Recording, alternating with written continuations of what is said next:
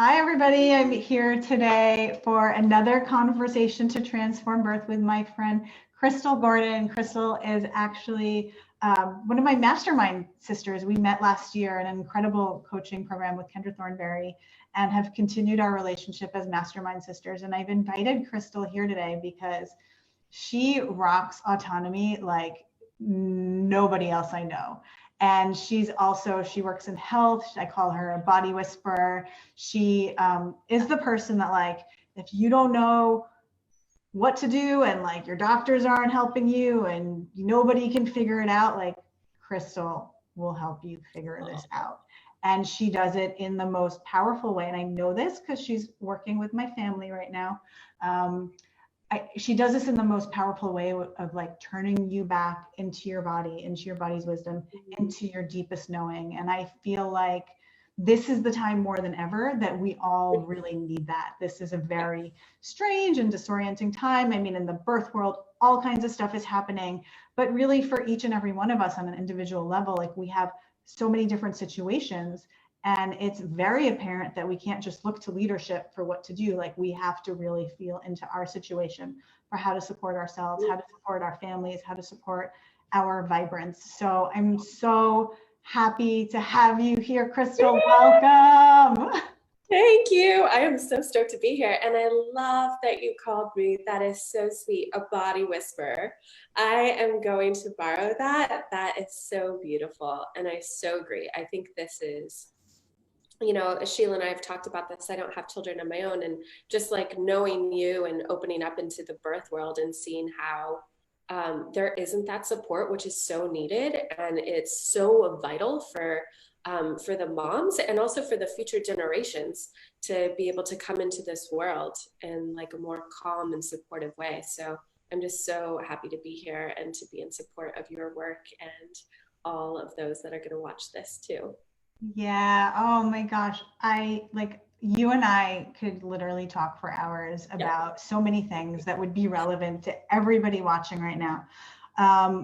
The first thing, we talk about this in birth all the time, that there's no right way to birth. There's only the right way for you. And how do you know what's right for you? A big part of my work is really connecting women to their bodies, to the sensations in their bodies, and to that like inner knowing in their own bodies. And I know this is such a big piece of what you do. And I was wondering if you could just start by sharing a little bit about like, how did you start doing this? Like what was your story that brought you to doing this work? Yeah, thank you for bringing up that point. It is so different for every single woman out there. Yeah, so I'll try to keep this short and sweet and to the point. My story really started when I was a very young girl. I think it was probably between the ages of 4 and 6. I can't really remember. But I started having a lot of infections. I was sick all the time. I was like the sick kid in school. And bladder infections were a really big piece of my life. And ear infections, just sick all the time. I also have major digestive issues, not going to the bathroom. And so I had gone through many, many doctors, like from the time I was very young up and through like my teen years. And it just like consistently got worse and worse and worse. And I think that when you go through that many experts and professionals and people that you're really looking to for leadership, and they're consistently telling you something is wrong with your body, that you're inherently broken, or that they just can't help you. Like I had some doctors be like, yeah, I don't really know what to tell you. I think this is just how your body is. It was very difficult, especially as like a young woman. And we have enough pressures on us, like as women, like to look and be and feel a certain way and to show up. And then, it consistently got worse. And I got really burnt out on looking for answers for people that they weren't helping. And I came to kind of my dark night of the soul, as I like to put it, when I was about 24 years old. I really hit a breaking point. I was trying to work full time, go to school full time. I really wanted to do something with my life. Like I really was seeing all these other, women that I had gone to school with. They're all doing something. They're traveling. They're having fun. And here I was peeing myself every day, and like just having, I had acne. Just all sorts of stuff that was going on. And it was very painful. And so last ditch effort, because I'd gone that regular route. Everybody was like, go this, go here, tried all these experiential treatments. And finally, I was like, well, it's not working, you know, what they're telling me to, like, maybe there's just some other way that I haven't tried before. And that was something that I so remember. And I'm so deeply grateful, because I knew this, I was going through massage therapy school at the time, and I had this beautiful teacher, and he was a naturopath, and I never seen a naturopath, and I never really gone that route. And he introduced me to food as medicine, and basically nature as medicine, and listening to my body. And that was so, it was like at first I was like, I don't really know if this is like, I did have, definitely, I was like a little skeptic, like, how's it, like, okay, like tune in to what my body's saying, like, what does that really even mean? It was kind of like a little out there, but I was like, I've tried everything, like, why not just give it a shot and see what happens? And so I started doing that, and within 2 weeks, I noticed dramatic improvement.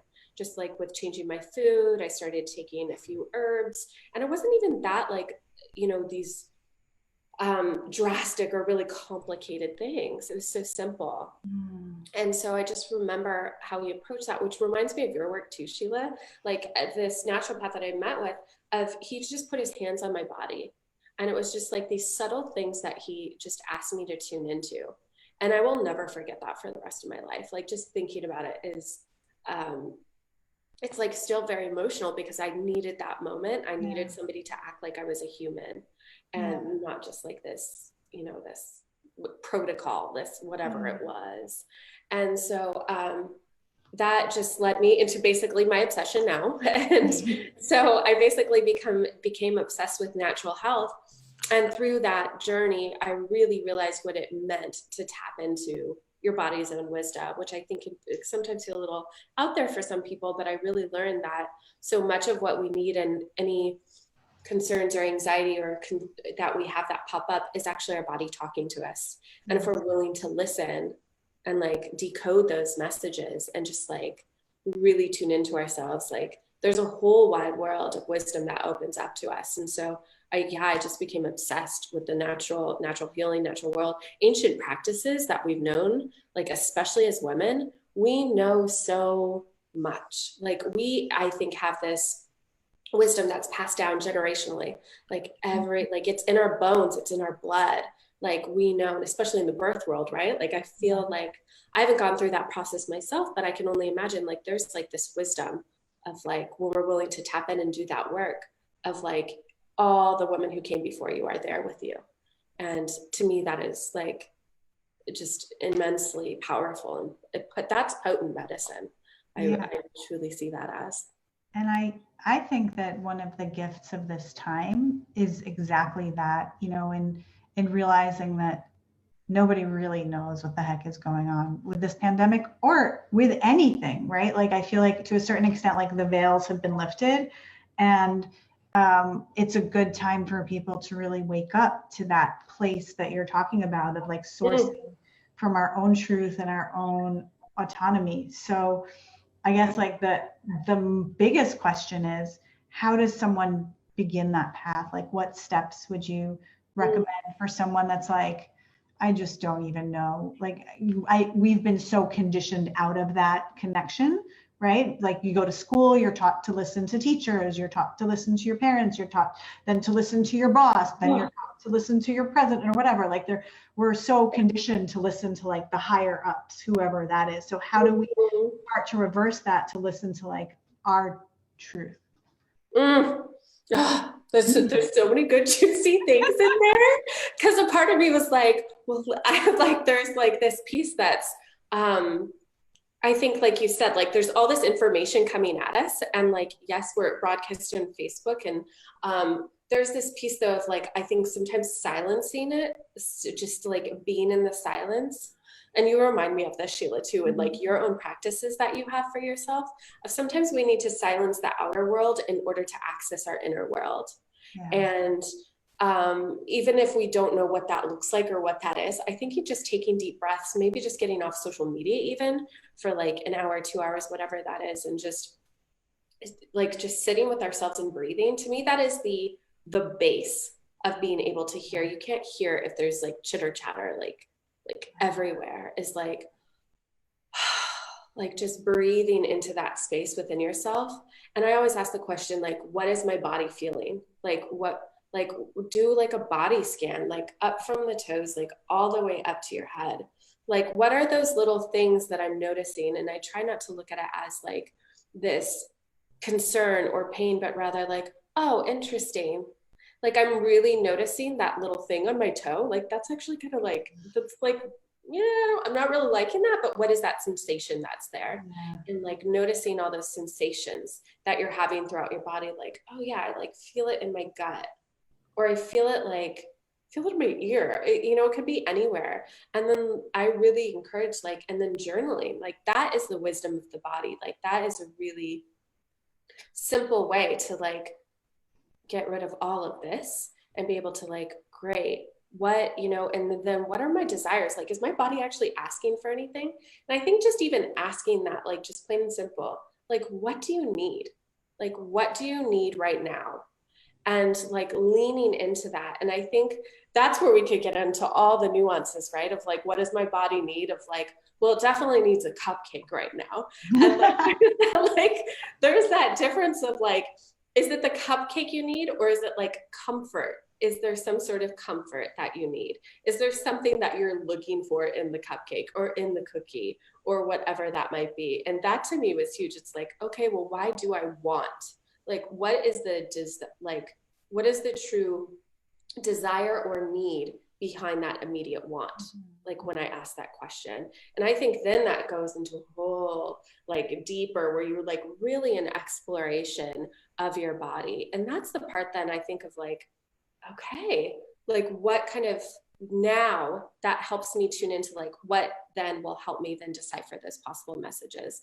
And I think that's where it really comes in, of pulling in support, of saying, yeah, like I could use some support on understanding that for myself, through, your work, Sheila. Like, for instance, like you're so great at being like, yeah, what is that? Like, what's coming up? Like, let's talk about that. That way you can dive in deeper to those areas and understand those messages, rather than having somebody tell you what you need.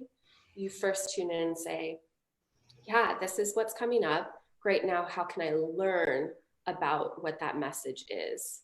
And I think for me, that's such a huge piece in my work, like in deciphering when people come to me about, whether it be digestive issues, or they're just feeling a lot of fatigue, anxiety, which I think is happening right now, like for a lot of people, especially in the birth world, like what's going to happen? It's just like taking that moment. That way, then you can decide like, okay, I'm going to do my own education. I'm going to be in the driver's seat. I think that is a huge piece, like you said, of like right now is like, it's lifting the veils and giving us the opportunity to be like, what do I want to make a stand for right now? I think this is an incredible time, albeit like a little bit like wavy. It's like some tidal waves coming in and some other stuff, but it's a really great time to kind of like, yeah, like I want to be in charge of my health. I don't want to consistently feel like I don't understand my body. I don't know what's going on. Like, this is a really great time for self-education. And that first really happens within, of just tuning in. Yeah. And I love, like, I want to highlight a few things that you said. First, that piece of like, we're constantly like being bombarded with stuff and the pace of our life, right? Even here in quarantine, it feels like there's so many offerings online and there's so many things, and I could do so many free workshops. I could do so many paid workshops. Like, I could do so much with this time, right? Like there's just so much with that, right? And so when you were talking and you said like the first thing is silence, and then so like, yeah, we're not telling anyone like, don't get educated about your options. Like, obviously, like, take in the information and get educated about your options. But then the piece that Crystal so beautifully brought forward is like, all right, now silencing all of that and listening to the most important voice, which is like your body, like what's your body feeling? And this piece that I think you shared that was so revolutionary, that I like, it was like when you said it, I was like, oh, of course. But when you were talking about like the cupcake and what is it that I really want? Is it really that I want the cupcake, or is it really that I want the comfort? What I heard in your description of that was a spaciousness. Yes. So first you've got like the silence, you're able to receive whatever comes up. But then it's like, you know, we so live in this like do. And it's like, okay, it came up, I want to do, but like, no, pause, spaciousness. Like, what is it really? And like digging in deeper and digging in deeper. And so what's really cool about this work is that it's available to anybody. It doesn't, you don't have to spend thousands of dollars. You don't have to go somewhere, like it's within you. And so I wonder if you could talk more about the role of nature in that, because I know that's another really Yes. work. Yeah, I'd love to. And I want to point out too, like the words that are coming through right now for me are the S's, sensation and spaciousness.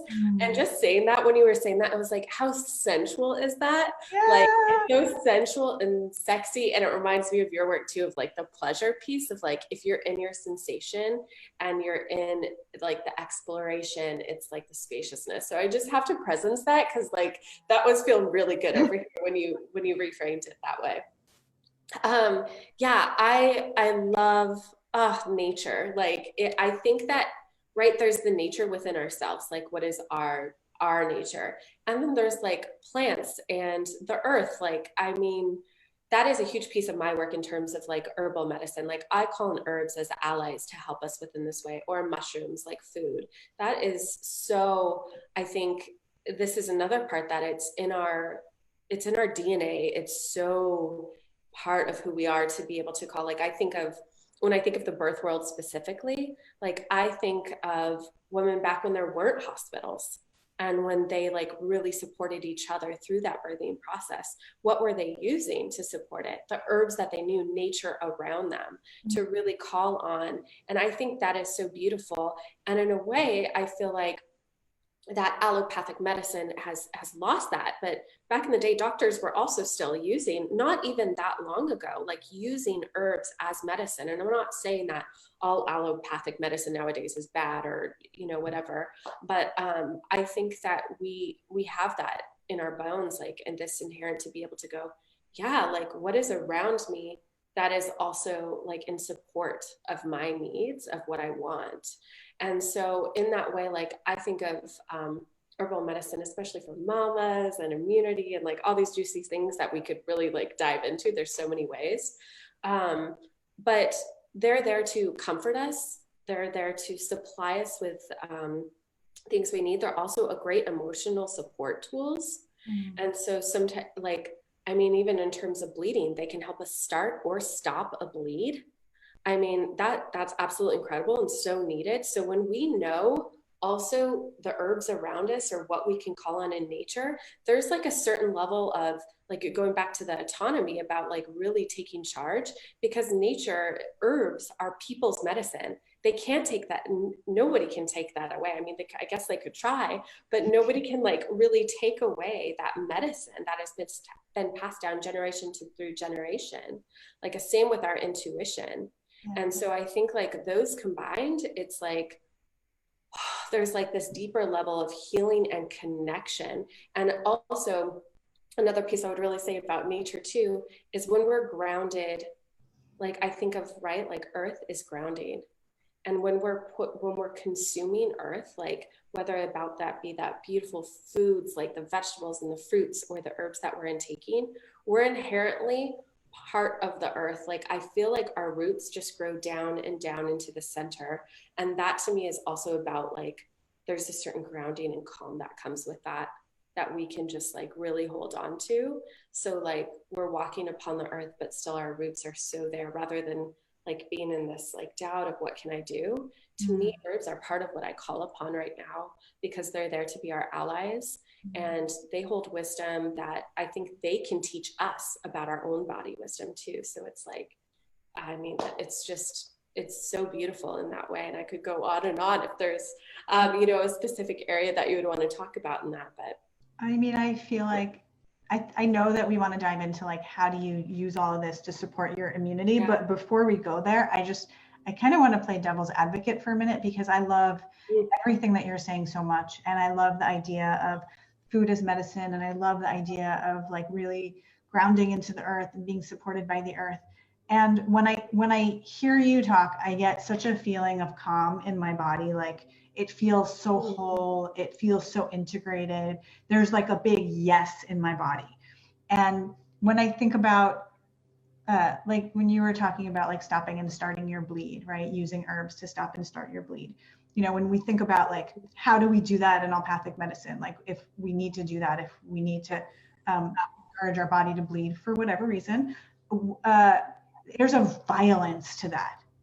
There's a level of violence in that process. And a lot of things, like when we try to help ourselves, like what Western medicine is life-saving, and I don't want to discount that in any way, but there's like a certain like I have this feeling that, you know, 100 years from now, we're going to look at like some of the procedures we do now and think, oh my God, these were so crude. How could we have done that? And when I think about like herbs and herbal remedies, and like I love the idea of it so much, but a lot of times it feels like like it doesn't quite work. And so I just want you to speak to that a little bit, because I know it has something to do with that spaciousness we talked about, and I'm sensing, but like I just would love to have your take on it. I love that. I love how you describe that. Yeah, because I totally was in the wah about it too, because like especially when you're in, you know, or if you're in pain, or if you're in a position where you're like, I need some support here, whatever that is. Like I looked at herbs and I'd be like, yeah, like a cup of tea is going to like really be that effective or that helpful for me. And it was only in that place of spaciousness that I started going, maybe there's actually something like here, like it's that deeper level of listening. And so I think there's also part of, I think the magic of herbs, you know, and nature in this way too, of like listening. It's also about tuning in. You hear your body, and not to make it sound like super like out there, but also about like, I think you hear on a deeper level of like, there's like another connection that you get from source, from nature, whatever that, you know, may be for you. And so I would also say too, in that in herbal medicine, for me, a big part was learning in terms of effectiveness is when like tuning into like what your own needs are. Cause I could say, hey, Sheila, I think like fennel would be fabulous for you. And you'd be like, like, you know, there's like that certain part, like if you're like, yeah, no, like that is body wisdom in itself, is sometimes trusting that like, maybe that's because that isn't for me. And I know better than like you do, even if it's another professional, like being able to say, yeah, I'm not actually having a hesitation about that. And being able to ask yourself, like, where's that hesitation coming from? What's coming up for you? That spaciousness to me is so important, because I could say this, and this based on what I know and you, but I'm still not you. Yeah. And you may know that. And then there's that other piece of effectiveness of just sometimes in a usage or dosage, like dosage is also a huge piece in terms of effectiveness and consistency. So like there's all these different layers, like it's kind of like peeling back the artichoke about that conversation. But I love that you brought up that like spaciousness or wah. It's definitely like multi-tiered, I would say, in that. It's like, are you being consistent with it? Or are you just like, you're like, yeah, that's not for me. There's like inherent knowledge in that. And that's okay to say like, this person suggested it. I just know that isn't like, to just know that. I think there's so much in there we could dive into too. Yeah, I think it comes back to that autonomy piece of really honoring for ourselves, each of us, that if it doesn't feel right, it's not right. And also, like, I know as a mom, a lot of times I'm like, kid, have this, it's good for you. And the kid will be like, no, I don't want it. And I'm like, no, you have to have it. So like really trying to cultivate my children's autonomy too along the way. How can we use these skills right now to really support our immunity, both the autonomy and our connection with nature? How can we support our immunity right now as, you know, we're dealing with this virus? Yeah, a changing world right now for sure. I think if, you know, there's one thing, and I love that you brought up free, it's accessible to anybody. I think there's that place of stress, you know, like that stress is one of the biggest reasons for lowering our immune system. Like I mean, so if anything, I think like I've talked about this in a few different groups this past month is like, well, just reduce stress. And it's like, well, what does that actually look like? Like, how do you do that? And I think there's many different ways, many different people, right? Because we're all individuals. And that's part about like, well, what works best for me? So if I was going to say to anybody about like best thing you can do for immune system is really that spaciousness of like, sometimes we just need to silence everything and come back to that space of breath. And like that to me is the key to anything that we do with food, with with food, with herbs, with like anything, is the spaciousness of just being able to take a moment, an hour, whatever it is, for ourselves to just tune in. Like that silence is sometimes all we need, especially with, I know so many mamas, if they're like homeschooling kids, like you have work or you're worried about bills because you don't have work. Like there's just so many different things. But I would say that, to really be bold, like we all at least have 1 minute, like 1 minute a day that we could devote. I would like, say there's definitely more than that, but we all have that minute to check in, at least a minute, a couple of times a day that we can check in and be in that source. And I would also say too, and you are so great at this, Sheila, is pleasure. Pleasure is, I think, one of the best things that we can do right now for also immunity, is because pleasure, like one, you're reducing stress, raising endorphins, and like having that burst of pleasure, like that is incredible for like your overall health. I mean, you can just feel it. I mean, right? When you're in pleasure, you're like, like I feel great. And like, oh, like it's just like the sun opened up and all those different things. And so I would say those are like two pieces.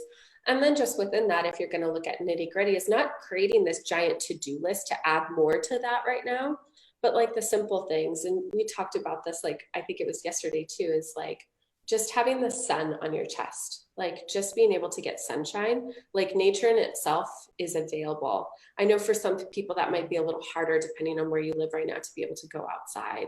But like if you can get outside, fresh air in itself, or even opening up a window and just like having that sunshine, like laying naked in your window if you can, if you have one of those beautiful windows, where a seating area, and just like laying there with the fresh air hitting you.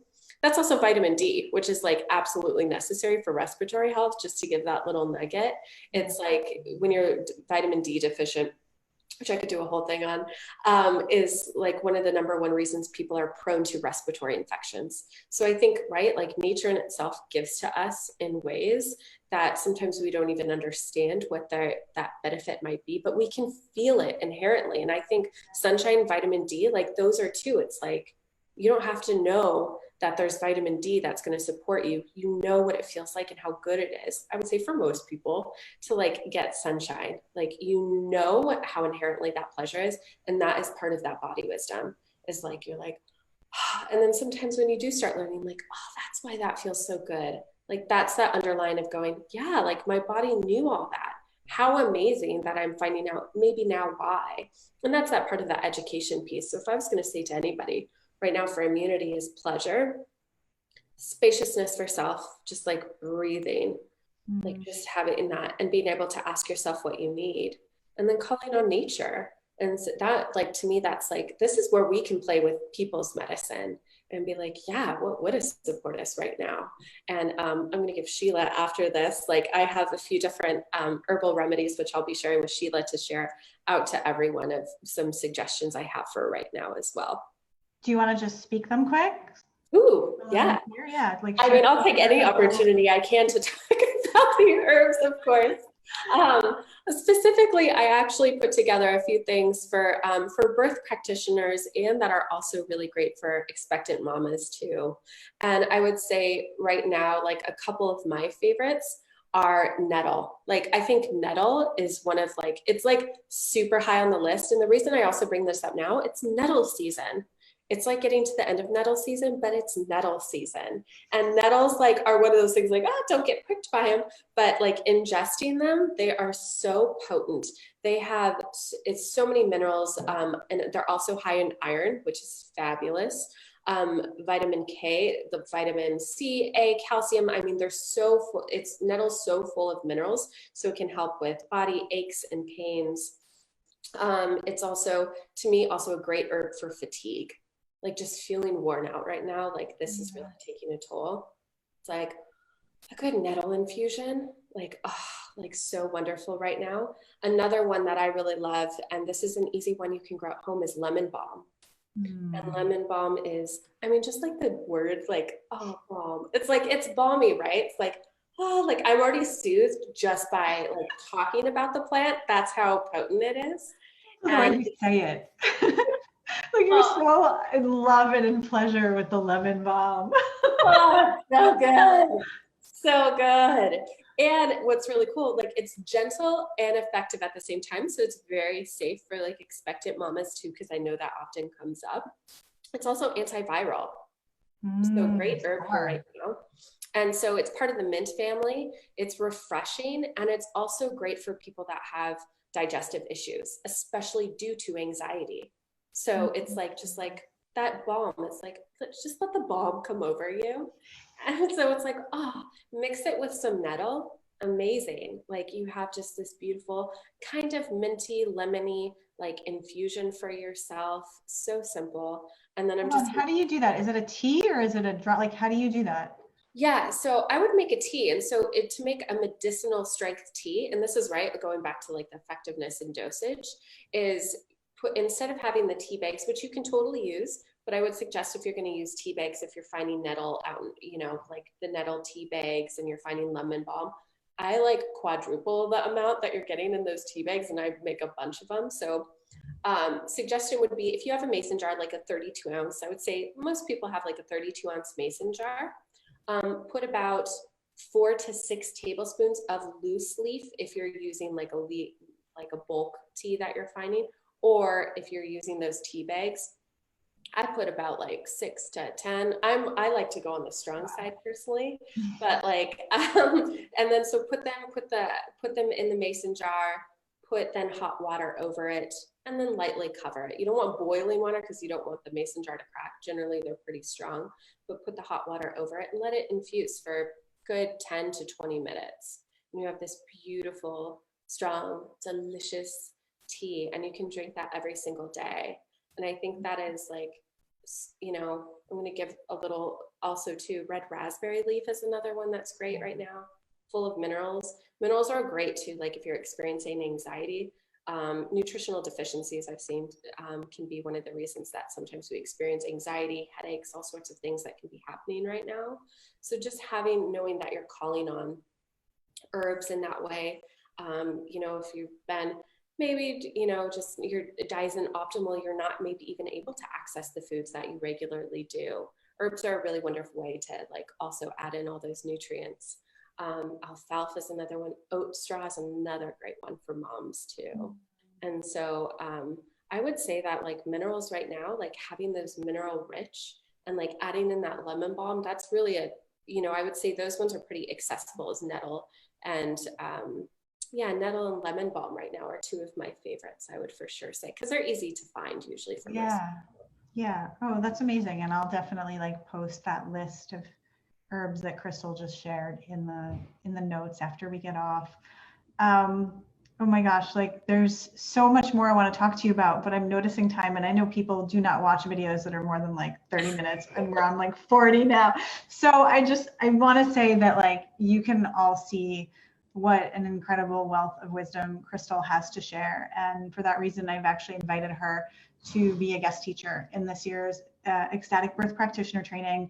I have been, you know, for those of you that are on my email list, I've been sharing that this year especially, I'm adding in layers and layers of support to help us address our unique needs at this time. And so I feel like, you know, Crystal's wisdom along with some other amazing, amazing women to really help us like nourish our bodies, build our immunity, and also to support our clients in doing that. Like she's going to be sharing much, much more over the course of the next year. So I'm so excited that you're going to be doing that with us, Crystal. I'm so stoked to be part of this too. Like I already feel like it's just going to be this juicy, expansive experience. And yeah, I could talk about like a million different things right now. So part of me is like already like, let's do it. Like, let's do the program. It's going to be amazing. And also be beside you and like be in that you know, just to watch you also do your thing is going to be so incredibly fun for me too. Yeah, so join us. I mean, those of you that are feeling like really called and activated to step up in birth, especially right now, I think there is a huge opportunity. Like things are really changing and shifting, and I've been sharing this all over the place, and I can't resist sharing it here that, you know, here in New York, we've seen some pretty horrific things in the last few weeks in relation to women in labor.